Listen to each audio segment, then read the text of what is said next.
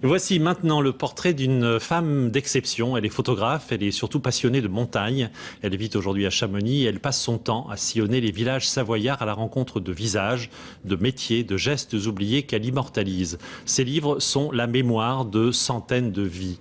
Gaëlle Charnet et Quincy Russell l'ont rencontrée à la Côte d'Arbrose en Haute-Savoie. Elle a beau avoir été alpiniste et championne d'escalade, ce ne sont pas les montagnes qu'elle vient désormais chercher. Bonjour! Teresa est américaine, installée en France depuis 50 ans. Je vois toi en train de remuer là et les jambons. Aujourd'hui, elle a rendez-vous avec Thérèse et son frère, une famille d'agriculteurs au mode de vie inchangé depuis des décennies. Maintenant, on ne voit plus tout ça, c'est fini maintenant. Comment travailler nous? Ici, on ramassait tous les foins avec la luge, les traîneaux. On ramassait tout avec ça, maintenant c'est tout à la machine, ils font ça. C'est plus pareil. Hein. T'es très très belle.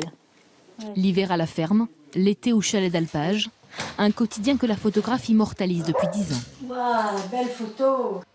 10 ans de travail et des centaines de clichés rassemblés dans un livre. Des gestes banals, mais universels, et surtout voués à disparaître. Je le fais pour documenter, pour avoir une trace, pour avoir la mémoire. Pas pour revendiquer le passé, mais pour avoir un passé sur lequel on peut se référer dans l'avenir. Et à chaque balade, une nouvelle découverte.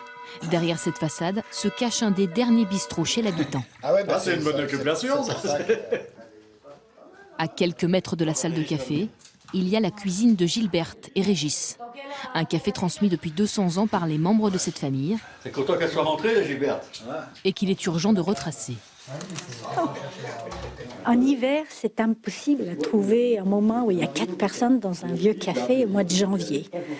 Ça donne envie de rester, ça donne envie de s'installer. Quand je suis rentrée dans le café la première fois, l'année dernière, je me suis dit, oh, là, je pourrais vivre ici. Et il y a aussi des passions. Celle de Jeanne pour cette chapelle rachetée il y a 10 ans. On voyait la tôle à l'intérieur, il n'y avait pas de porte. C'était la terre battue, il n'y avait plus rien. L'édifice était en ruine. Elle et son mari vont le restaurer entièrement, avec l'aide de bénévoles. Jeanne, ce que je vais attendre pour prendre la photo, c'est que quand tu le remontes, d'accord? Une chapelle qui a fait naître chez Jeanne une vocation. Aujourd'hui, elle fabrique des cierges par milliers. Dans chacun, elle met un peu d'elle-même, de sa ferveur. Il n'y a pas beaucoup aussi qui font ce que je fais, quoi. Donc, quelque part, c'est une gratification. Et il y a un moment, un déclic, où la personne me touche dans mon cœur et je vais tendre la main à travers mon objectif pour toucher la personne.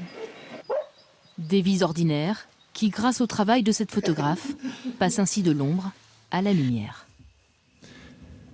Et un exemple du talent de Teresa Kaufmann qui témoigne de l'évolution du monde rural à travers une femme et ses 2 frères au fil des saisons, des photos en noir et blanc particulièrement émouvantes, Thérèse et ses 2 frères. Et puis j'en profite pour vous signaler la sortie d'un nouveau magazine d'information riche lui aussi en photos, Vox, qui se veut être un magazine sans intox. Voici en tout cas le premier numéro, celui du mois de mars 2010.